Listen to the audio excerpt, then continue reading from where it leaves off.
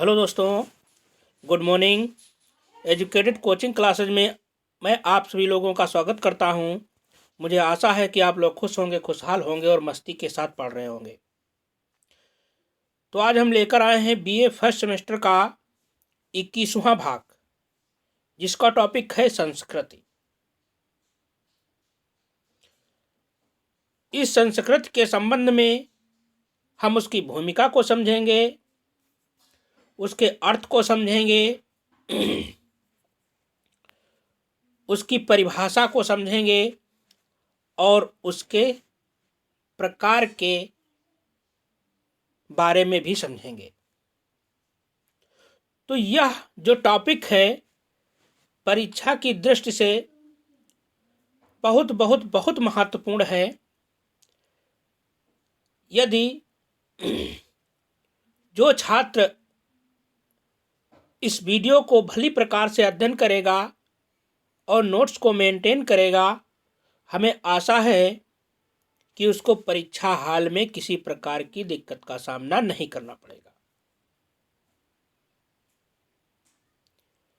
हमारी जो परीक्षा है वो भी इसी फरवरी माह के अंत तक होने वाली है। तो अब समय आ गया है कि सभी छात्र मेहनत से पढ़ें, नोट्स को मेंटेन करें और सारे वीडियो देखें। इसीलिए सभी बच्चे, सभी छात्र, सभी दोस्त चैनल को सब्सक्राइब करें, बेल आइकन दबाएं तथा ऑल पर क्लिक करें, जिससे कि हमारे सारे वीडियो आप तक आसानी से पहुंच सकें। यदि अच्छे मार्क्स लाना है, परीक्षा में अच्छे अंकों से पास होना है,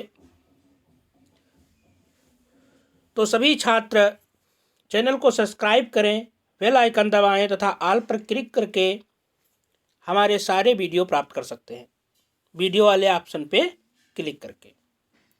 और सभी छात्र वीडियो को पूरा देखेंगे, क्योंकि अधूरा वीडियो देखने से कोई फायदा होने वाला नहीं है। सभी लोग पूरा पूरा वीडियो देखेंगे, कोई वीडियो बीच में कट नहीं करेगा और सभी छात्र नोट्स को मेंटेन करेंगे। तो आइए चर्चा करते हैं। सबसे पहले देखते हैं कि संस्कृत की भूमिका क्या है। तो लिखा है, संस्कृति सांस्कृतिक धरोहर संसार के अमूल्य निधि है। संस्कृति धरोहर क्या है? संसार की एक अमूल्य निधि है जिसका कोई मूल्य नहीं है। अमूल्य निधि है जिसका कोई मूल्य नहीं है। इसका संरक्षण एवं प्रसार प्रत्येक व्यक्ति का नैतिक कर्तव्य है। हमारा क्या कर्तव्य है कि हम अपने संस्कृति की रक्षा करें, उसका संरक्षण करें, उसका प्रचार प्रसार करें। यही हमारा एक नैतिक कर्तव्य है। तो शिक्षा एक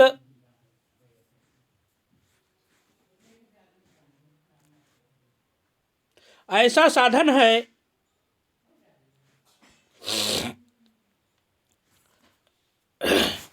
शिक्षा एक ऐसा साधन है जिसके माध्यम से सांस्कृतिक धरोहरों को संरक्षण प्रदान किया जा सकता है। शिक्षा क्या है? शिक्षा एक ऐसा साधन है जिसके माध्यम से सांस्कृतिक धरोहरों का संरक्षण प्रदान किया जा सकता है। संस्कृति को हम सुरक्षित रख सकते हैं। किसके माध्यम से? शिक्षा के माध्यम से।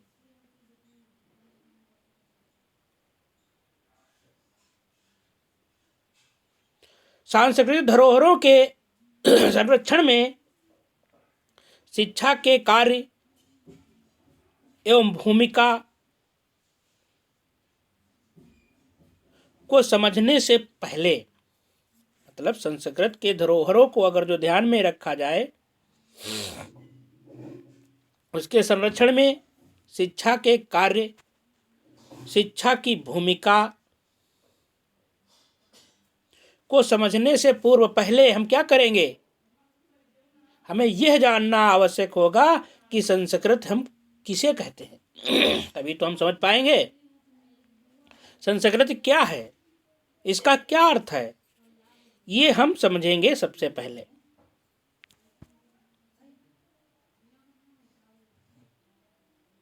फिर उसका स्वरूप समझेंगे, उसकी विशेषताएं समझेंगे और उसके लक्षण भी समझेंगे।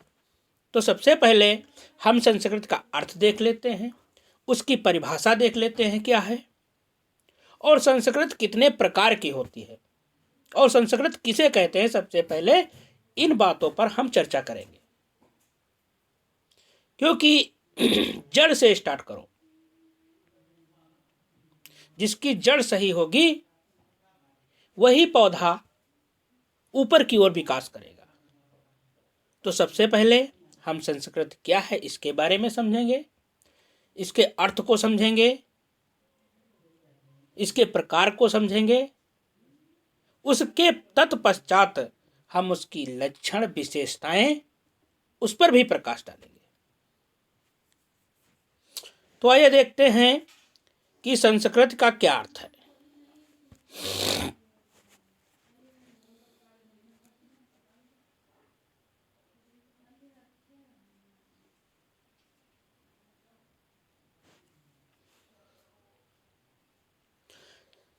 संस्कृत और शिक्षा संस्कृत और शिक्षा परस्पर घनिष्ठ रूप से संबंधित है। जो संस्कृति है वो शिक्षा से, और शिक्षा जो है वो संस्कृति से किस प्रकार संबंधित है, घनिष्ठ रूप से संबंधित है। इसको अलग नहीं किया जा सकता है। यह परस्पर संबंध मूलतः 3 स्तर पर है। इसके जो संबंध है कितने स्तरों पर हैं, 3 स्तरों पर है। पहला स्तर क्या है, प्रथम स्तर है कि संस्कृत जो है, शिक्षा जो है, संस्कृति, यहां पर मिस्टेक हो गई है, यहां पर संस्कृति होना चाहिए।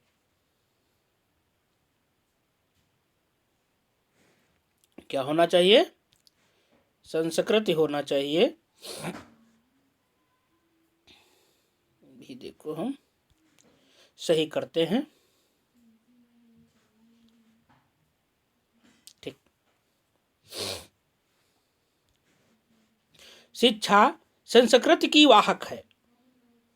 क्या है, शिक्षा जो है संस्कृति को चलाने वाली है, उसको आगे बढ़ाने वाली है। शिक्षा जो है संस्कृत की क्या है, वाहक है। अर्थात शिक्षा के माध्यम से समाज की सांस्कृतिक धरोहर जो है वो सुरक्षित रहती है। किसके माध्यम से, शिक्षा के माध्यम से। क्या सुरक्षित रहती है, सांस्कृतिक धरोहर। और द्वितीय स्तर क्या है, द्वितीय स्तर जो है शिक्षा संस्कृति की निर्धारक है। संस्कृत, यहां पर भी संस्कृत होना चाहिए, थोड़ा मिस्टेक हो गई है फीडिंग में, इसको हम अभी सही कर रहे हैं।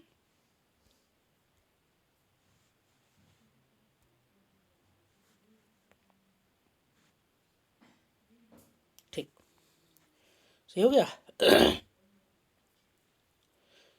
द्वितीय जो है शिक्षा संस्कृत की निर्धारक है। शिक्षा क्या है, शिक्षा संस्कृत को निर्धारित करती है। अर्थात शिक्षा के द्वारा ही संस्कृति का विस्तार एवं प्रसार उसके सदस्यों के मध्य होता है। जो समाज में सदस्य हैं, उनके मध्य में, हमारे मध्य में संस्कृत का प्रसार प्रचार कौन करता है?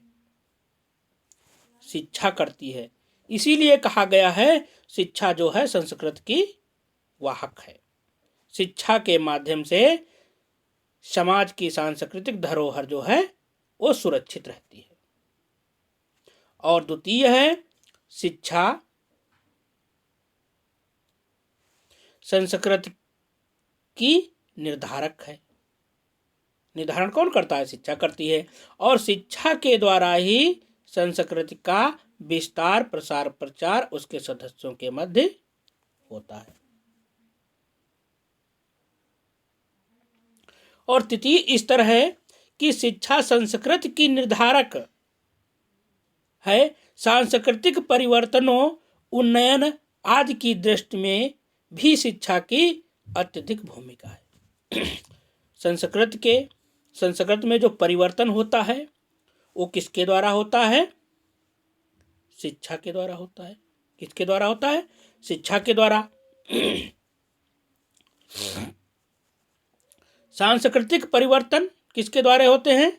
शिक्षा के द्वारा होते हैं। और क्या होता है? उसका उन्नयन होता है, उसकी प्रगति होती है। आज की दृष्टि से अगर जो देखा जाए तो शिक्षा की अत्यंत महत्वपूर्ण भूमिका है। किसमें? सांस्कृतिक परिवर्तन में और उसके उन्नयन में, उसके विकास में, उसके प्रसार में किसकी भूमिका सबसे अधिक है? शिक्षा की। इस प्रकार कहा जा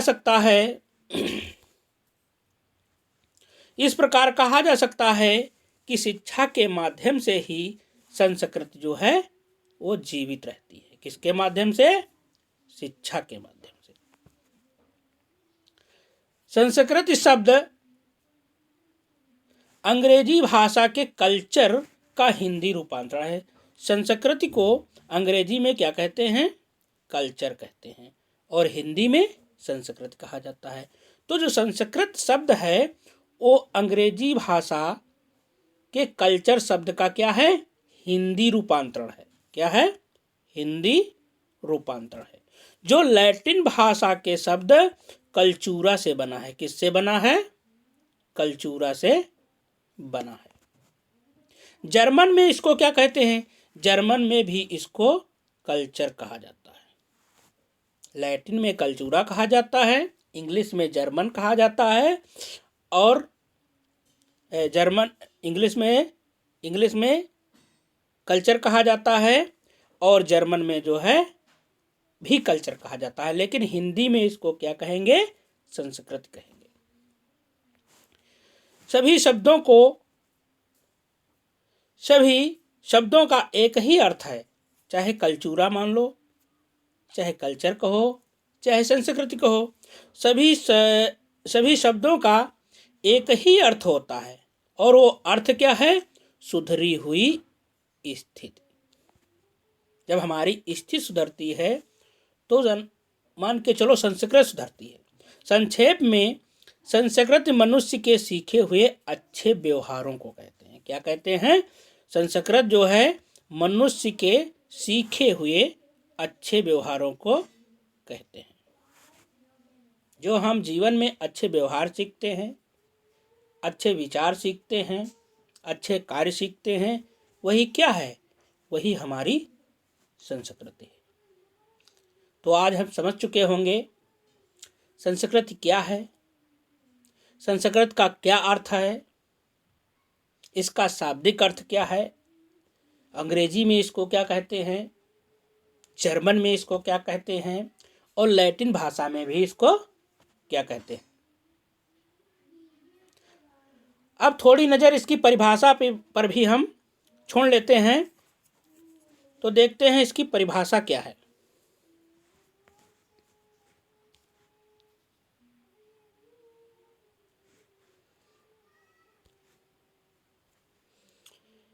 एक प्रसिद्ध दार्शनिक हुए हैं टेलर। टेलर ने संस्कृत को परिभाषित करते हुए लिखा है कि संस्कृति वह संश्लिष्ट अभियोजना है जिसमें समाजगत ज्ञान मतलब समाज का ज्ञान, विश्वास, समाजगत ज्ञान, विश्वास, कला, आचरण, कानून, रस्म रिवाज तथा लोगों की सभी प्रकार की क्षमताओं और आदतें शामिल होती हैं। संस्कृत क्या है? संस्कृत एक अभियोजना है, संश्लिष्ट अभियोजना है, जिसमें क्या क्या शामिल है? समाजगत ज्ञान शामिल है, विश्वास शामिल है, कला शामिल है, आचरण शामिल है, कानून शामिल है, रस्म रिवाज जो हमारे होते हैं वो भी शामिल हैं, और जो लोगों की क्षमताएं होती हैं वो भी शामिल हैं, और आदतें भी शामिल हैं। किसमें? संस्कृत में। संस्कृत क्या है? संस्कृत एक संश्लिष्ट अभियोजना है। किसने कहा है? रॉस टेलर ने कहा है। इसी क्रम में एक हमारे शिक्षा शास्त्री हुए हैं सदरलैंड और वुडवर्थ। सदरलैंड और वुडवर्थ ने लिखा है कि संस्कृत में वह प्रत्येक वस्तु शामिल है। संस्कृत में बताया है वह प्रत्येक वस्तु शामिल हैं जो एक पीढ़ी से दूसरी पीढ़ी में स्थानांतरित होती रहती है। मतलब संस्कृत में वो सब कुछ शामिल है जो हमको हमारे पूर्वजों से मिला है। जो चीज हम अपने पूर्वजों से प्राप्त किए हैं वो सारी चीजें जो है संस्कृत कहलाती हैं। किसने कहा है? सदरलैंड और वुडवर्थ ने बताया है। वह किसी जन समुदाय की संस्कृति का उसका ज्ञान भी हो सकता है, उसका विश्वास भी हो सकता है, उसकी कला हो सकती है, नैतिकता, कानून तथा विचार करने की पद्धति भी हो सकती है। किसने बताया है? सदरलैंड और वुडवर्थ ने बताया है। इसी क्रम में एक और शिक्षा शास्त्री हुए हैं जिनका नाम है बोगार्ट्स। उन्होंने संस्कृत पर विचार करते हुए उसकी परिभाषा को निर्धारित किया है और कहा है कि संस्कृत किसी समूह के कार्य और विचार करने की समस्त रीतियों को कहते हैं। किसने बताया है? बोगार्ट्स ने बताया है। क्या बताया है? संस्कृति किसी समूह के कार्य और विचार करने की समस्त रीतियों को कहते हैं। हम जिस रीति से हम अपने विचार करते हैं, जिस ढंग से हम अपने कार्य करते हैं, उन रीतियों को हम क्या कहेंगे? संस्कृत कहेंगे। किसने कहा है? बोगार्ट्स ने बताया है। किसने बताया है? बोगार्ट्स ने। ये थे हमारे संस्कृत की परिभाषा। ज़्यादा कहने की जरूरत नहीं है, इतने में सभी बच्चे समझ गए होंगे, और इतना ही पढ़ लीजिए तो किसी प्रकार की दिक्कत नहीं होगी। क्योंकि जितना लंबा वीडियो हम खींचेंगे तो बच्चे जो है बोरिंग महसूस करेंगे। तो अब हम देखते हैं कि सांस्कृतिक प्रकार। यहाँ पर फीडिंग में मिस्टेक हुई है, सही करते हैं।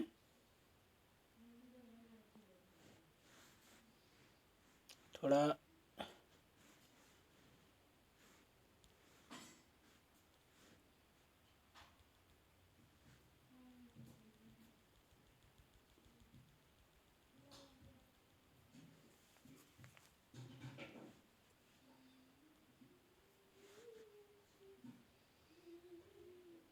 संस्कृति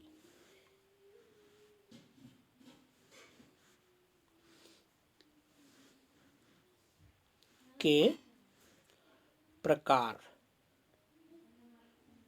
अब ठीक है।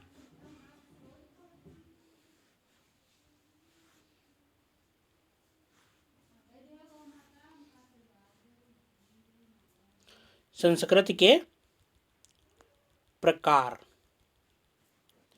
अब हम देखेंगे संस्कृति के प्रकार कौन कौन से हैं, संस्कृति कितने प्रकार की होती है, इसके बारे में भी हम चर्चा करेंगे। तो विद्वानों ने संस्कृति के दो भेद बताए हैं। कौन कौन से? एक है भौतिक संस्कृति,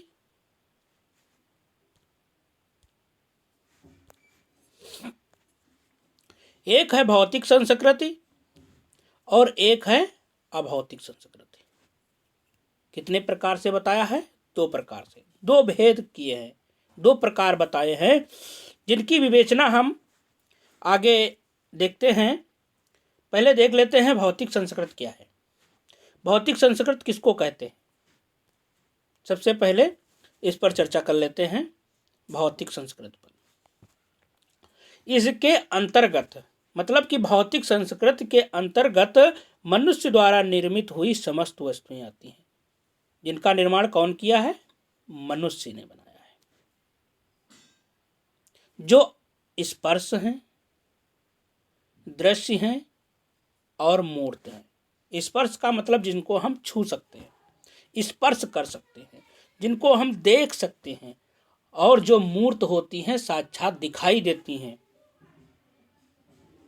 वे सारी वस्तुएं जिसका निर्माण मनुष्य ने किया है, वो क्या है? वही जो है भौतिक संस्कृति है।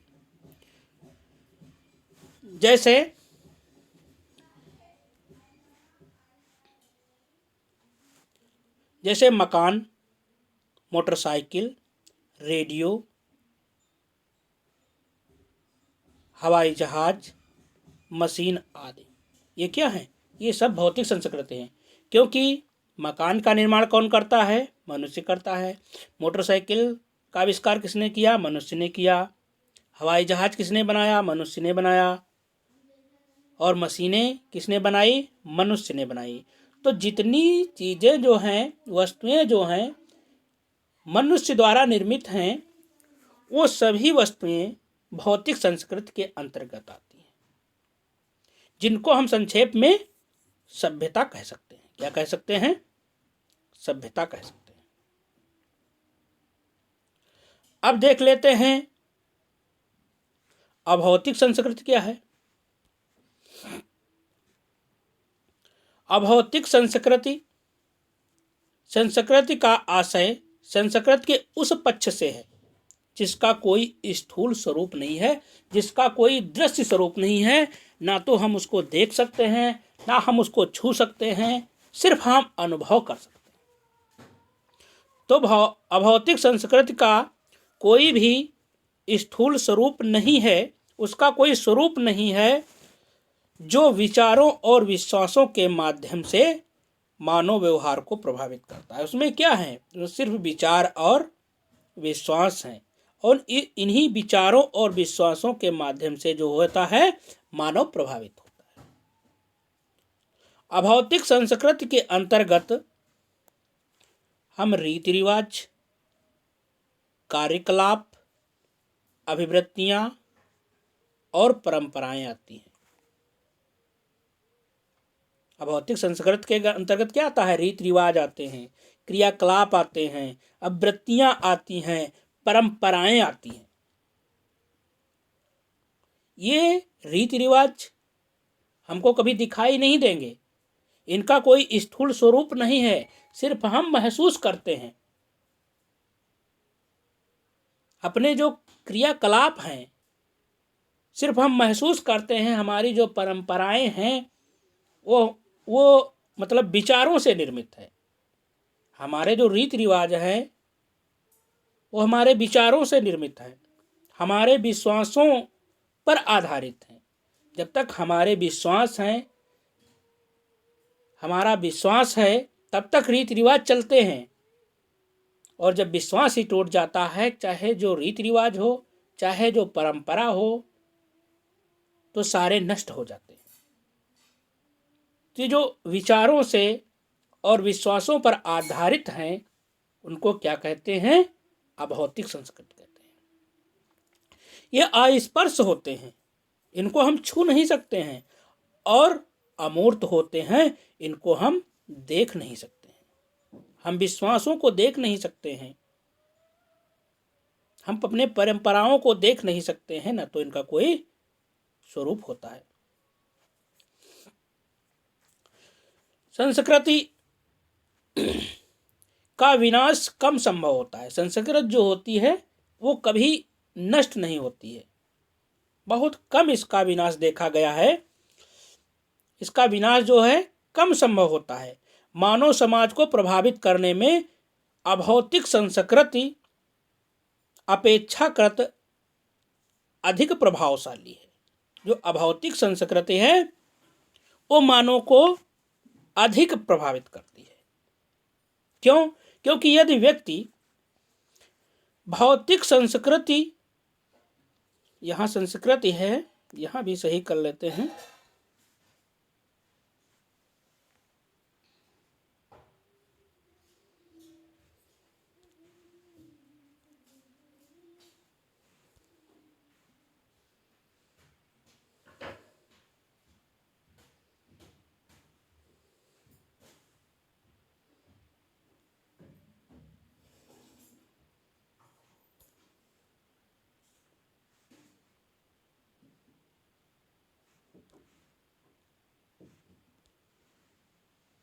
कहाँ पर थे, यहाँ पर संस्कृत कर लेते हैं। तो जो यदि व्यक्ति भौतिक संस्कृति से अनुकूलन ना करे तो उसका उसके सामाजिक जीवन पर कोई प्रभाव नहीं पड़ेगा। भौतिक संस्कृति के अंतर्गत मोटरसाइकिल आती है, साइकिल आते हैं, मकान आते हैं, मतलब कि मानव द्वारा निर्मित जो वस्तुएं हैं वो सब भौतिक संस्कृति के अंतर्गत आती हैं। अगर जो हम उनके पक्ष में ना जाएं, हम मोटरसाइकिल को ना चलाएं, साइकिल को ना चलाएं, मशीनों को ना चलाएं, तो ज़्यादातर कोई प्रभाव हमारे जीवन में नहीं आएगा। और यदि अपनी अभौतिक संस्कृति से अनुकूलन ना करें, अपने हम धर्म छोड़ दें, अपने हम रीति रिवाज छोड़ दें, अपनी हम परंपराएं छोड़ दें, अपने ही हम कर्तव्य छोड़ दें, तो क्या होगा? तो सामाजिक बहिष्कार का सामना करना पड़ेगा। लोग हमको समाज से बाहर कर देंगे। ये प्रभाव पड़ेगा हमारे अभौतिक संस्कृति का, अगर जो हम अभौतिक संस्कृति से अनुकूलन नहीं करेंगे तो हमारे जीवन में सबसे ज़्यादा प्रभावकारी कौन सी संस्कृति होती है? अभौतिक संस्कृति होती है। भौतिक संस्कृति का ज़्यादातर हमारे सामाजिक जीवन पर प्रभाव नहीं पड़ेगा। तो आज का वीडियो यहीं तक है। इसके आगे का जो पार्ट है हम जल्द ही आपके सामने लेकर के आएंगे। सभी बच्चे ध्यान दें, अगर जो ये वीडियो अच्छी लगी हो तो इसको अपने दोस्तों के पास शेयर जरूर करें और इसको लाइक करें, और इसके संबंध में कोई जानकारी लेनी हो तो कमेंट अवश्य करें। तो मिलते हैं अगली वीडियो में, तब तक के लिए जय हिंद।